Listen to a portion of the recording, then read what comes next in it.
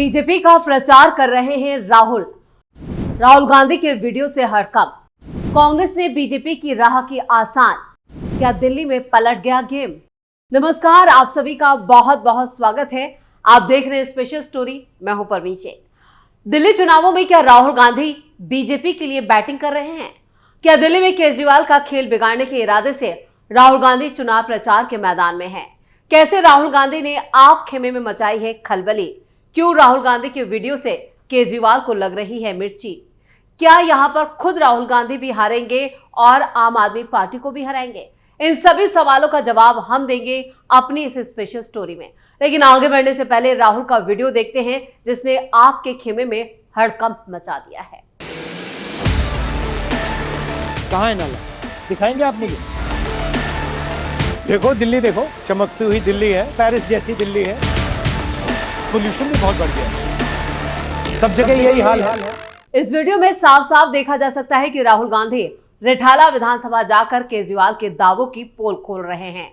राहुल गांधी का ये video social media पर जमकर साझा किया जा रहा है और जबरदस्त तरीके से वायरल हो रहा है, जिससे केजरीवाल की जमीन दिल्ली में खिसकती नजर आ रही है। वहीं कांग्रेस बीजेपी की राह को और आसान कर रही है। मकर संक्रांति के दिन दिल्ली में दही चूड़ा राजनीति रंग जो था वो अपने शबाब पर था। दिल्ली में विधानसभा चुनाव का माहौल गरमाया हुआ है। बीजेपी और आम आदमी पार्टी की नजर पूर्वांचलियों के वोट पर है। वहीं इस रेस में कांग्रेस पार्टी भी पीछे नहीं रहना चाहती। लिहाजा राहुल गांधी मकर संक्रांति के दिन दिल्ली के रिठाला पहुंचे और दही चूड़े का भी आनंद लिया। रिठाला में बड़ी संख्या में पूर्वांचल के लोग रहते हैं। रिठाला में राहुल गांधी ने मकर संक्रांति समारोह में पूरे जोश के साथ हिस्सा लिया। बच्चों और महिलाओं के साथ त्योहार मनाया। राहुल गांधी ने यहां पूर्वांचल के लोगों से उनकी समस्याओं को लेकर भी बातचीत की। साथ ही दही चूड़ा भोजन में भी शामिल हुए। इससे एक दिन पहले राहुल गांधी ने पूर्वी दिल्ली के सीलमपुर में एक जनसभा को संबोधित किया था। यहां से उन्होंने बीजेपी और आम आदमी पार्टी पर हमले कर चुनावी प्रचार का आगाज किया था। वैसे रिठाला विधानसभा सीट की अगर बात की जाए तो ये एक जनरल सीट है। आप बीजेपी इस सीट में मुख्य दल हैं। 2020 के विधानसभा चुनाव में आम आदमी पार्टी के मोहिंदर गोयल ने 13,873 वोटों के अंतर से इस सीट पर जीत हासिल की थी। उन्हें 52.63% वोट शेयर के साथ वो 87,940 उन्हें वोट मिले थे। उन्होंने बीजेपी के मनीष चौधरी को हराया था, जिन्हें 74,067 वोट मिले थे, यानी 44.33%। 2015 के विधानसभा चुनाव में मोहिंदर गोयल ने ही इस सीट से जीत हासिल की थी। 2015 के विधानसभा चुनाव में मोहिंदर गोयल को 56.63% वोट शेयर के साथ 93,470 वोट मिले थे। बीजेपी उम्मीदवार कुलवंत राणा को यहां से 64,219 वोट यानी 38.91% मिले थे। यानी मोहिंदर गोयल ने कुलवंत राणा को 29,251 वोटों के अंतर से हराया था।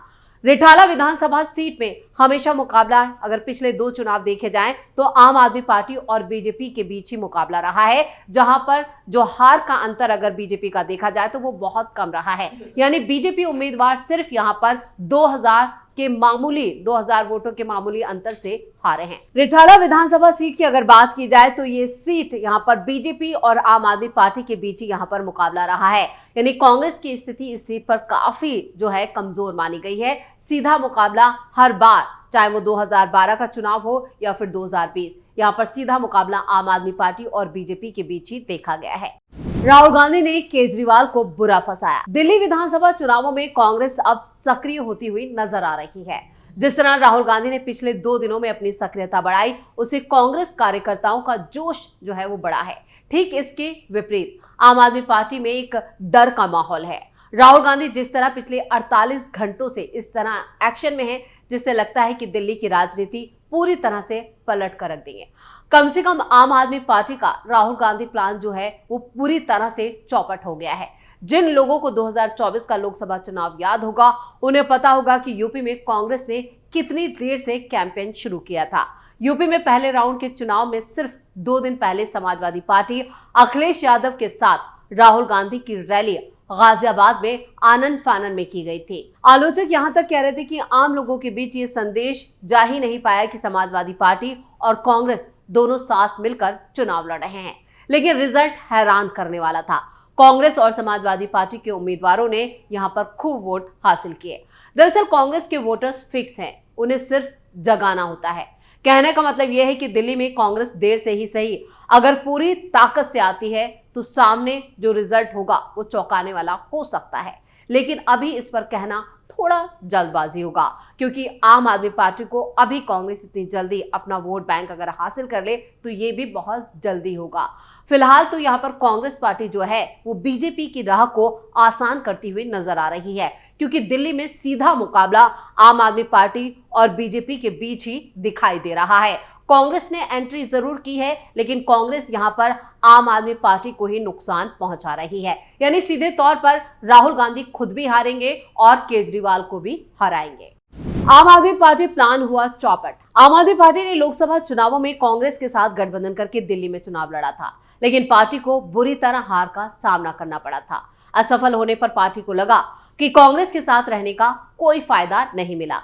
दूसरा, एंटी इनकम्बेंसी के चलते आम आदमी पार्टी सरकार से नाराज वोटर्स का वोट इकट्ठे बीजेपी को न मिले, इसलिए पार्टी ने कांग्रेस से दूरी बनाई है। ये रणनीति इसलिए थी कि नाराज वोटर्स के सामने दो विकल्प रहेंगे तो बीजेपी को मिलने वाले वोट बढ़ सकेंगे। एक बात और थी कि पार्टी ये समझ रही थी कि जिस तरह पंजाब में और हरियाणा में दोनों पार्टियों ने फ्रेंडली फाइट की है, वैसा ही कुछ दिल्ली में भी किया जाएगा।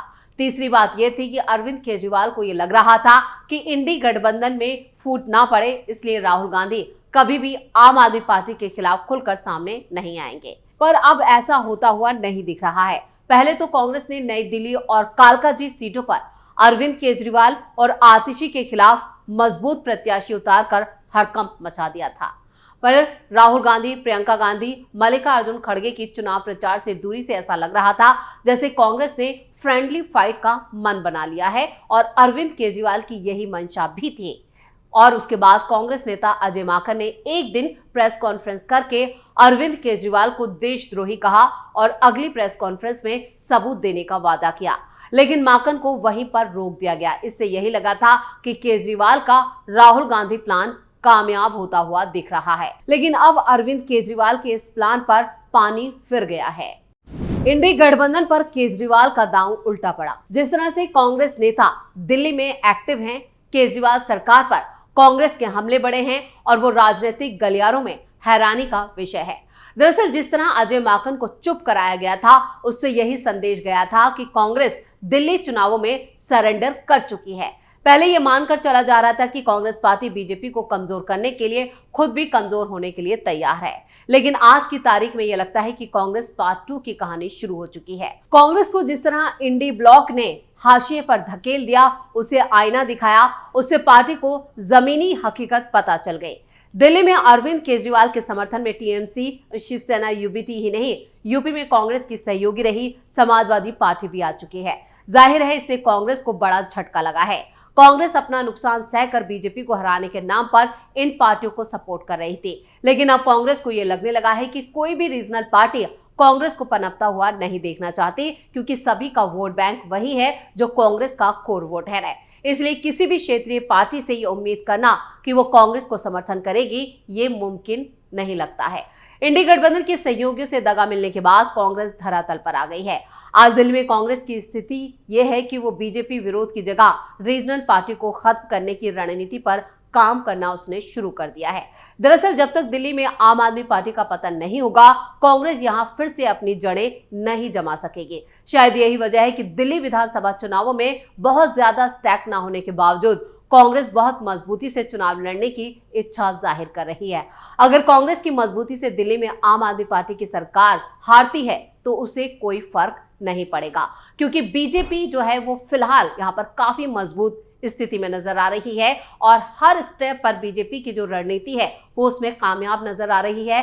दिल्ली में बीजेपी बहुत बड़ी लीड ले चुकी है और ये बात राहुल गांधी भी जानते हैं और केजरीवाल भी। यानी राहुल गांधी ने मन बना लिया है कि वो खुद तो हारेंगे ही, लेकिन केजरीवाल को हराकर ही दम लेंगे।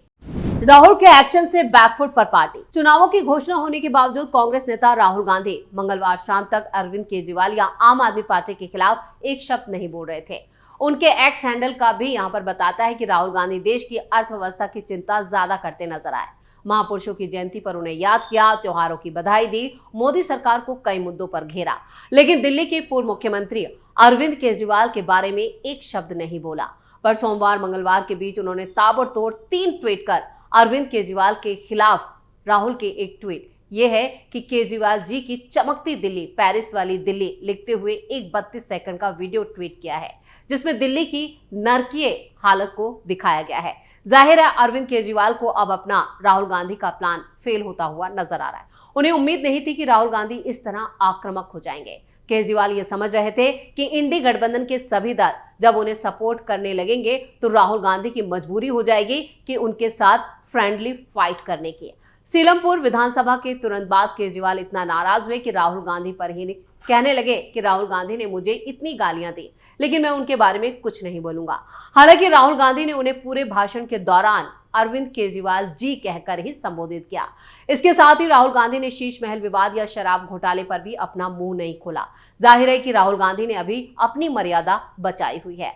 आगे कुछ दिनों पर कांग्रेस और गहरे वार कर सकती है, इससे इनकार नहीं किया जा सकता। यानी राहुल गांधी की जो अभी फिलहाल कार्यशैली है वो बता रही है कि वो केजरीवाल पर एक बड़ा अटैक करने का प्लान बना चुके हैं और कांग्रेस ने भी इसके लिए एक खास रणनीति बनाई है और उसी रणनीति के तहत यहाँ पर कांग्रेस आगे बढ़ रही है। यानी जिस तरह से हमने आपको स्टोरी में पहले बताया कि राहुल गांधी अब मन बना चुके हैं कि कांग्रेस पार्टी को भी हराएंगे और केजरीवाल को भी हराएंगे। यानी राहुल गांधी सिर्फ बीजेपी के लिए प्रचार कर रहे हैं और बीजेपी की राह को आसान कर रहे हैं। तो स्पेशल स्टोरी में इतना ही। वीडियो कैसा लगा कमेंट करके अपनी राय जरूर दें। वीडियो को लाइक करें, शेयर करें और कैपिटल टीवी को सब्सक्राइब जरूर करें। धन्यवाद।